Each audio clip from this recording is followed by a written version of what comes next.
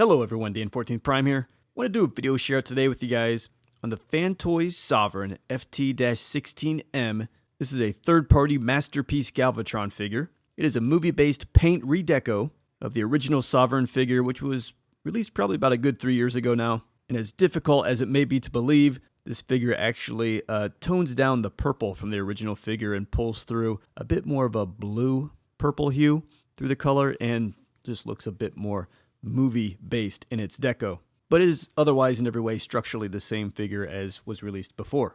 And despite being a few years old by now, I think Fans Toys is probably still giving us the best Masterpiece Galvatron figure that we can get out there, though options are very limited. But if you are interested in picking up this figure, check the link down in the description below. He is sold out at a lot of our US-based e-tailers, but I'll have an eBay partner link below and you can check and shop for some options down through there. And as always, any shopping you do those links supports the channel at no cost to you, and I do very much appreciate that. So overall here, Sovereign delivers to us a lot of what it did before and what Fans Toys is known for. We get a high quality figure, a good G1 tune likeness, good build quality, good articulation, a nice heft to the figure, and really outstanding glossy paint, which looks great up on display. But at the same time, looking at this guy now with an updated Masterpiece lens, you do see some opportunities with this figure today that I'd love to see someone pick up when we get a next iteration of a Masterpiece Galvatron. But given how few we have seen and how infrequently he's released, which I always find a bit curious because he's a very popular character, I believe, I wouldn't necessarily wait for that new release, so feel free to check out the links below if you're interested in picking up a Galvatron, because I can easily recommend this guy. So let me start off here with a bit of comparison just for a sense of scale. You know, he's fit with the MP10 Masterpiece scale. We all know MP9 there on the right.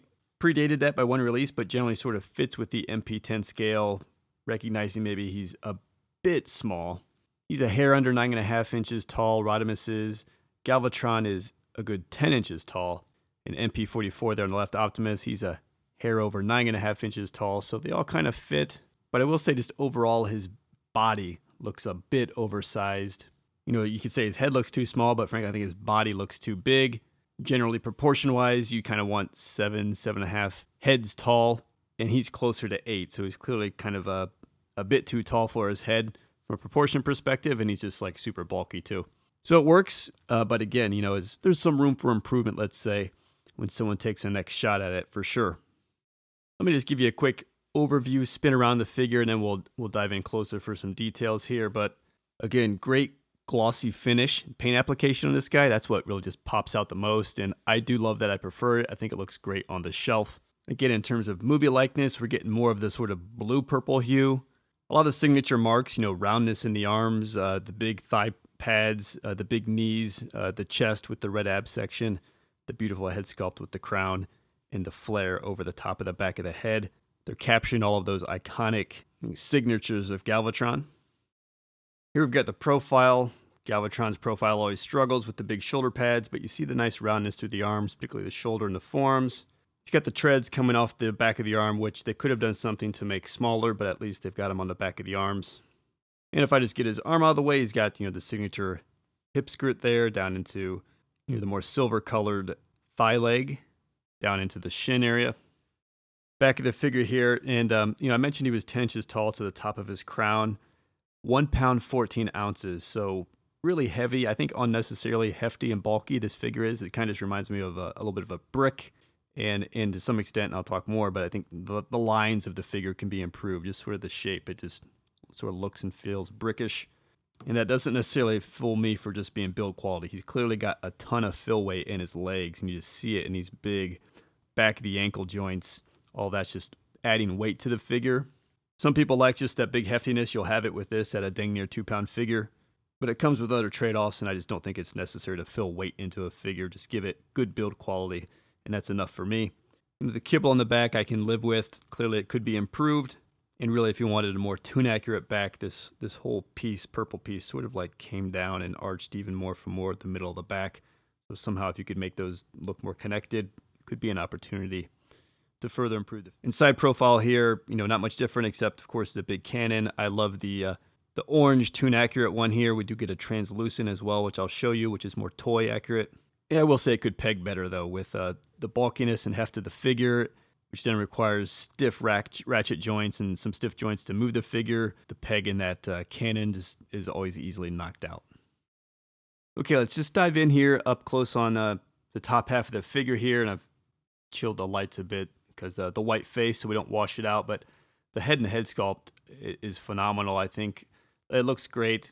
He's got the gray goatee, the red eyes. They've all got nice shine. His face is glossy even. The purple, super glossy, the red accents over the crown. And again, a great sculpt. But I like how they do this to get the effect over the top. How they've done that looks great. The shoulder pads, two-tone gray with the red accent on top, looks great. The purple chest, where I still need to get me a Decepticon logo. Got to go into the Transformers box and pull one of those out. But good shape to it, iconic, recognizable. The red ab section with the metal, or sometimes white in the cartoon, sort of abdomen accent area, as well as the collar area up here being a silver color as well. They capture all that. Love the round shoulders, love the round shape to the arms and the forms. I will say when you look at it holistically though, I will say there's just some opportunity for just the shape and the lines a little bit. I don't have it anymore, but I was looking back at my DX9 Tyrant video. That figure had a little something in terms of just the bop mode, not looking like a brick basically, just having a bit more shape to it, a bit more proportion, a bit more contour. That's an opportunity on this figure.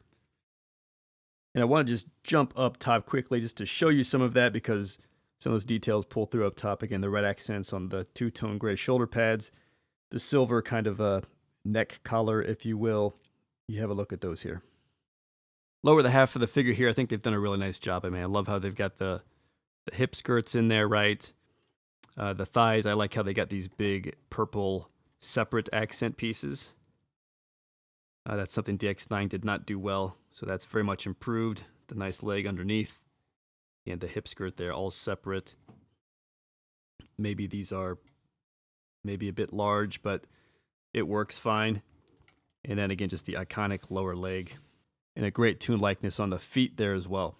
But again, I just come back to sort of the brick look, right? I mean, you can outline a freaking brick on that thing. They give them a bit of waist taper, which then comes out to a bit of hip. But yeah, it's just sort of the lines, you know, there's some opportunity there. Top half profile, I think I already called out, you know, today's transformation and engineering. You would easily find a way to sort of slide that together, maybe cut it in half and have it more simply pack up behind the tricep up there. But they nail some of these fine accents like the silver there on the back of the arm and even the white there on the forearm. They do get on the inside of the arm the gray as well from the front.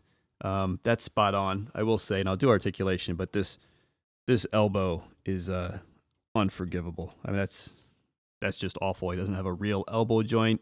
As though it brings a lot of the articulation, the joints like the knees and the elbows, very, very basic like this, which means, you know, you'll probably never have to worry about it breaking, but at the same time, it leaves a lot to be desired because it just looks so nasty. And quickly here, just a side profile of the lower body. Get a nice hip skirt. Sort of sticks out a little bit when you're painting everything around it and you're not painting the hip skirt except for the red accent. That's just a little nitpick though. The same thing could be said of the tank tread track above where they're only painting the track and leaving everything else sort of white in there. Those plastics just look a bit bland next to all the paint. The lower leg is better, I think. Just works well with the two-tone gray, and the plastic itself is just a bit glossier there. The back shot here, again, is just like the tail end of the Canon mode.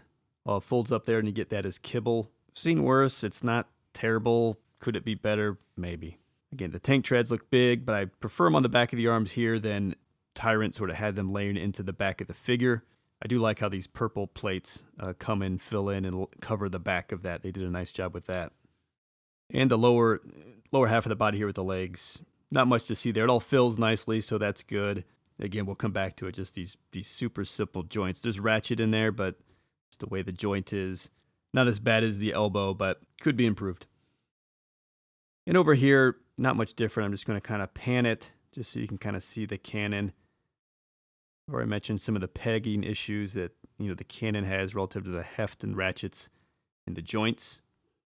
But otherwise, you know, what you're seeing there is pretty much the same as the other side. So again, you know, wanted to do a bit of a updated analysis, if you will, or just updated perspective on the now 3-year-old molden figure. Don't get me wrong, it's still good. right? Still good. Still, I think the best Galvatron you can get out there. Still pops on the shelf with a great paint application. Just again, want to call out some of the opportunities that it has in terms of being able to update this thing when someone makes the next go round, if and when that would be. Because honestly, if you'd asked me 3 years ago if Takara would have done a Galvatron by now, I would have said yes, they will. But here we are, and we still don't have it, so I wouldn't sleep on this guy. It is a nice figure. Let's take a look now at the accessories that come with Sovereign. Here he gets this huge blast effect. This thing is massive, as big as any I've ever seen, and it's all in these kind of pieces, flowery pieces, that all pegged together. Just to give you a sense how big it is, there it is, basically coming up to his shoulder, more or less. And then, of course, it just plugs into the Canon here. And this is probably the reason why they had to put so much fill weight in the figure, but honestly, just like reduce the blast effect. Put a pound of fill weight in the figure to accommodate this super large blast effect, and it weighs down on the joints. It's really a bit too much. But what you can do, and there's this thing always coming off so easy, you always need the base, but you can just shrink it down by taking out the middle sections. You can just do something more like this, and that'll work a bit better for bot mode. So there's a look at that, and yeah, that fill weight is definitely to keep him balanced when he's in poses like this. And of course, when he's in alt mode, the full blast effect works better and is more stable on the Canon. Next up here, he gets this big, nice base, translucent, so perhaps a bit difficult to see, but sort of got this like W shape on the base, so nice and stable with the feet. A pretty good height, probably a little over 10 inches. It's taller than him as I'm looking at him side by side. It's got one articulated joint here, and then just this crotch grabbing section up top. And then just in terms of putting this on him, just to give you a sense of how tall it is, but it's basically got a peg in the lower crotch and the butt. So you sort of slide it back and let it sit down on it. And you can have him like how I had him in the opening video, flying or doing whatever in the air. And I will say because I did have the big effect on his arm when he was flying at the top of the video, you can do that by really locking the elbow, using the transformation feature to lock this elbow in to hold the weight more on the shoulder ratchet of the big blast effect. I'll just slide that up a bit again, just give you some sense of just that rotation of that joint. You can kind of flatten him out to stand him up, to lean him back up in this aerial pose. He comes with this little Masterpiece collector card featuring the toy on there and a lot of very fine print. His instruction booklet, of course, and we'll get into transformation. It's generally nice, a lot of nice pictures, and it shows how steps evolve. It's probably 85% clear. Some things are oddly inverted in the instructions, some things a bit missing, I think, but as good as most instructions. Next up here, we've got this more translucent style of Canon, which I mentioned at the top of the video. This is more of a toy mode. This is sort of the alt effect. These all sort of work like this. I always struggle to kind of get that flipped around. Super tight too on this. That's the bot mode look. And to just get the two compared there, you can take a look at that and to swap them out. Let's get it on the figure for you. Looks like that. Looks good. Different style of type of look, but I still do like that. Loved my Galvatron G1 toy. It definitely reminds me of that. So next up here we have the Matrix of Leadership that he rocks in the movie. Looks pretty good. It's like a die-cast, looks very MP10-esque, and it's got a little chain to go around his neck. And if we want to come up here and bling him up, just slides over the head just like that. Hangs right there to the chest. Good length on that chain. Pretty good proportion to his body too, so yeah, looks good. Fun accessory for him. And lastly here, he does come with an alternate face, and it's not easy to put on. There's a screw on the back of the head, so we're going to need to take that apart. That crown piece will just sort of split off. Not easy to get in there with these shoulder pads. There we go. So that's the assembly. And you can just pull that off. Put this one back in.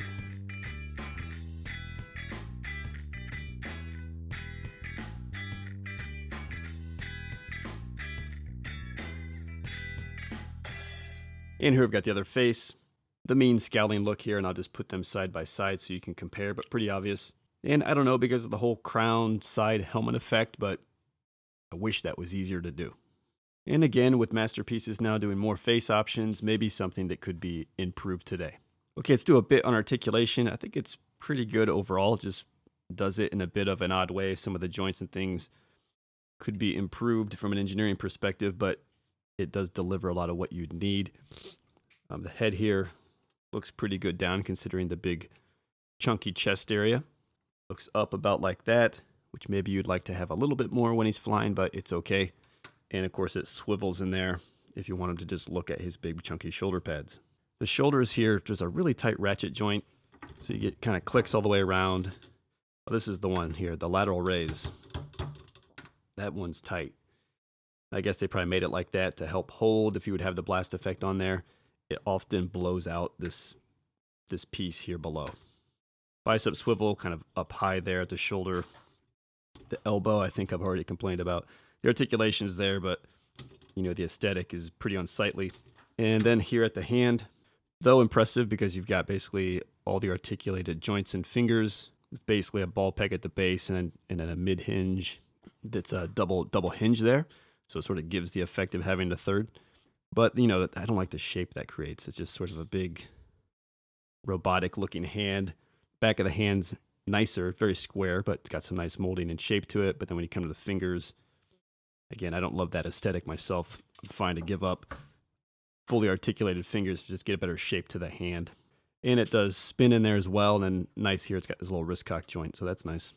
He does have here at the waist a good enough swivel there with a ratchet, so he gets, you know, a good 45 degrees each way. And what's stopping him is just all of this back kibble, which you could probably pull away if you really wanted to and clear that out. Yeah. There's that Canon, loose peg. We come downstairs, and the hip skirts here are going to accommodate a nice outward movement just on a ball joint basically. Come up with a bit of ratchet, you can get that out of the way. There we go. Get the panel to accommodate. Nice and high like so. And it's going to go back pretty well. You get a swivel up there with a nice thigh cut. Knee, again, this big chunky die cast, pretty crude knee joint. The ratchet's here in the base. The top just sort of is like the elbow. Super tight, but you can get the knee all the way. But that's the price you pay right there because that looks really pretty nasty. And then the foot here, I think a good rocker. Not the most aesthetically pleasing, but it's effective. And the toe as well. Transformation will go down. And so that's the articulation. Again, I think a lot is there. What it would be missing would be butterfly effect, which is hard with a big bulky chest like this. And on a figure this size, probably a crunch would be doable as well. You know, if you want to compare it to like the MP44 standard. Then the other thing it really suffers from is, again, just the fact that it's almost 2 pounds, super hefty, which requires hefty ratchet joints, particularly in the knee and here at the shoulder. And when you try to use those, a lot of the rest of the figure just sort of crumples around it and makes a bit of a mess. So again, just a bit of a price for that blast effect, which is an odd choice to balance the figure with all that fill weight. And then again, just the unsightly knees and elbows. But again, functionally overall, very, very solid articulation.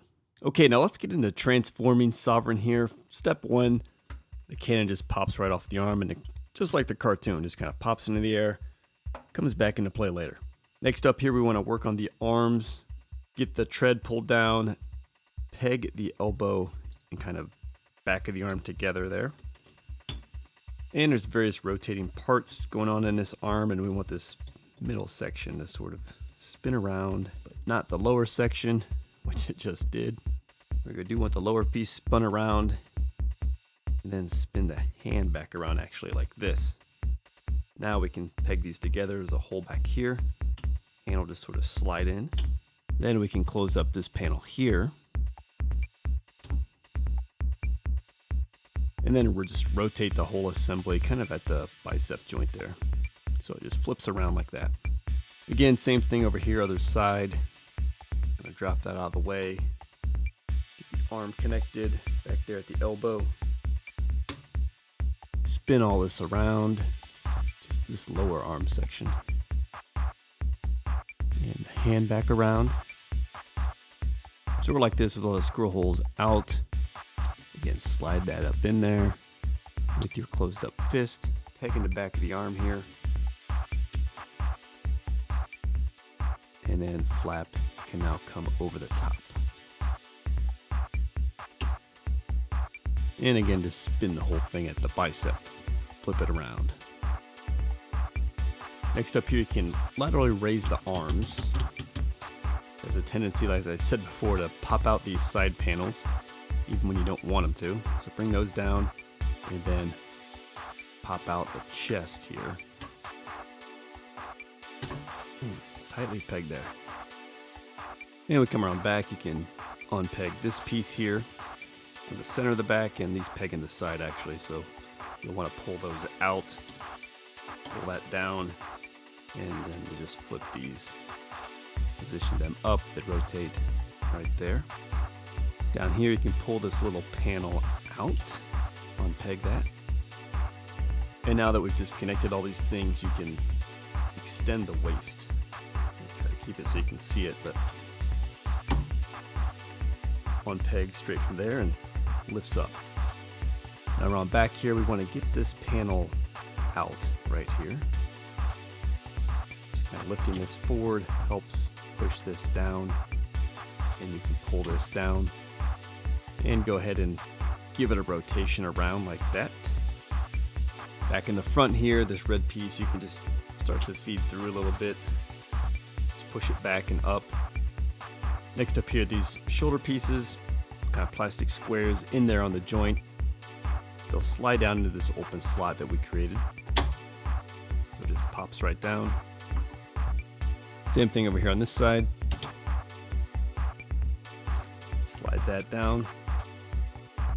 And then from the front here, let's just go ahead and bring down the whole, what that helps you do is just bring down the whole shoulder pad section. And on step 11 here, you can get these panels that we slid down to click into the side where we just flipped out these side panels. Also need to kind of do this, I find, just to like drive it in there.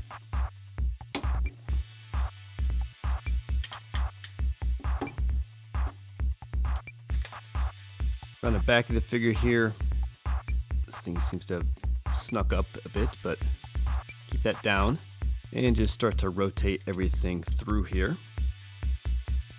And these purple panels can come kind of back like this, but then actually ultimately just to the side with this coming up. Then lift up the whole purple panel and just rock it back and bring all this stuff the rest of the way around. And up top here now, these panels just fold down into those shoulders. And we can bring up the Canon section. What will be the barrel of the Canon. Next up, we can close this tab again. This flap right here. Give that a close. The accent piece here, give that a rotation.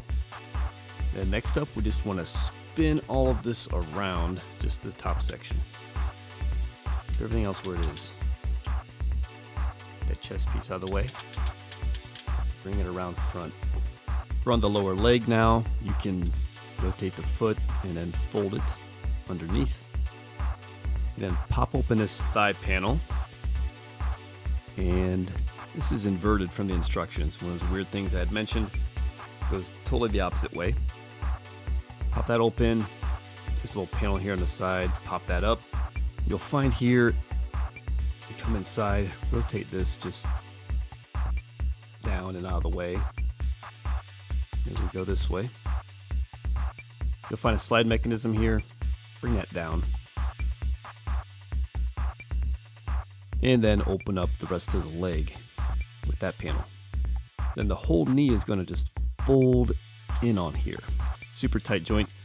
You want to get like a little bend going there. To then drive that piece all the way in. That up. And that like that. And get the hip skirt out of the way. Let's also open up this black piece here on the top of the kind of knee, shin, whatever. Open it up. Otherwise it'll hit the crotch. And you can close that up, close that piece down. All right, same thing over here. Twist the foot, flip it under, open up the leg. Get out of the way a little bit there. Rotate that down. Slide mechanism down. And then open up that panel. Fold the knee in. Again, joint there, but then bend back on that double joint, which is crazy tight. The hip skirt out of the way. Open up the black shin piece there. And you can fold this piece over now. Next up here on the back, we want to get this kind of Canon balancing thing pulled down below. Then go to the bottom. Ultimately, you can straighten it out. We'll come back to it. But the main thing is you want this to lay in between, sort of just above the silver thigh, so it fits in between the plastic there, and you'll find a groove here for the vertical pillar as well.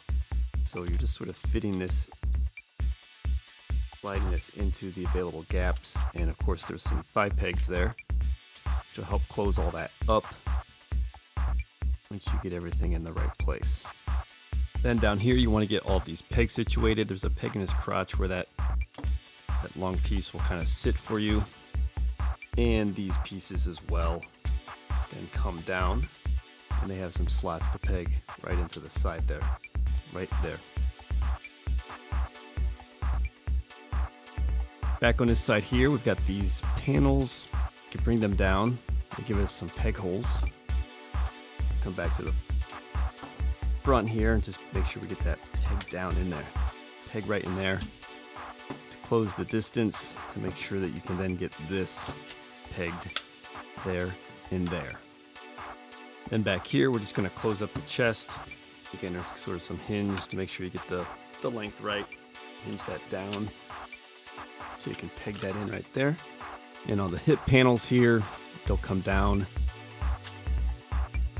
and definitely give them a nice push in. They fit there nice and snug. And these panels here can rotate like this, and then just sit like that for us. Just give it a rotation in and a fold down. You just want that to kind of blend in there like that. And if we come back to the end of the Canon, we've got these pieces here. They can then just fold out. Get those situated, fold those out. Grab your Canon like we showed before. And just kind of pop that guy open, flip it around, and then he's going to plug in. There's a groove actually, which I could have done without, but there you go. And here we have Sovereign in the alt mode, and it does a really nice job. I think it looks fantastic. You know, Cybertronian space Canon, so who knows, it can kind of look like whatever it needs to look like, but definitely cartoon-esque enough for me. A little strange on the treads. They give you the outside having more screw holes than the inside, but definitely that stance, that angle, and just the roundness through the arms, all very much Galvatron. Love how the shoulder pads tuck away. The little flare on the end is great too. There's the back end view. I mean, it all folds up nice and tight. I mean, not a lot of challenge probably with the engineering of this. It's like, okay, make it a block with arms, stick a Canon on the front end. Other side here, same, nothing different really. I will say, as I picked them up and turned them around, just getting these purple panels pegged down underneath nice and tight, that there's a nice peg there. So make sure you hit that. And there he is, straight on, looking at you. And let's not forget in this mode too, the toy Canon piece. Again, more translucent. I like the solid orange myself, but you know, a cool toy look. They both look good, frankly. And I'll just pick them up here. I mean, there you've got the top side. Again, it's all just big chunky brick. I dig the whatever sight piece or whatever. You know, the G1 toy, you kind of pick it up, make it a gun, right? So there's the other side. And yeah, G1 toy, you'd sort of like grab this piece, grab it like this, I guess. And you kind of had your gun something like this. Maybe you'd fold the arms back. I can't remember exactly, but That was the old pistol mode of the G1 toy. There you have it, guys. Fans Toys Sovereign, FT-16M movie version of Masterpiece Galvatron. There he is with the big blast effect on the front. Even a blast effect now is starting to kind of droop on itself a little bit because it's so many pieces and so heavy. You know, I gave a bit of an updated lens to the review here, considering it's basically the same as the figure from 3 years ago, just a different paint app. You know, it's still the best Galvatron you can get out there, I think. But as I said through the review, there's some opportunity still to improve this thing, improve the lines a little bit, the shape, maybe slightly the head proportion to the body, and the scale of the figure overall could probably knock off 1/4 to 1/2 inch in height. And personally, I don't love the super weightedness of the figure at almost 2 pounds just to deal with that blast effect. Not worth it to me. And as I mentioned, kind of the joints, particularly the elbows and the knees, could use an update. But overall, very solid figure. Great head sculpt, good G1 Toon likeness, nice glossy paint application, which I love, and overall solid in both modes. So happy I picked up the figure. As always, guys, definitely follow me on Instagram, same handle, Dan14th Prime. Pics always going up there first of what I'm getting in. You know, the reviews ultimately come a bit later when I have time. So definitely follow me on Instagram. Again, Dan14th Prime. If you're interested in picking the figure up, check the links down in the description below. I mean, again, he's pretty much sold out everywhere, but I've got an eBay partner link down there. I've also got links like my Amazon page down there. So any shopping through those links supports the channel at no cost to you. And I do very much appreciate that. All right, guys, thanks for checking in on this third-party, not Galvatron Masterpiece share-out video, and I will see you next time.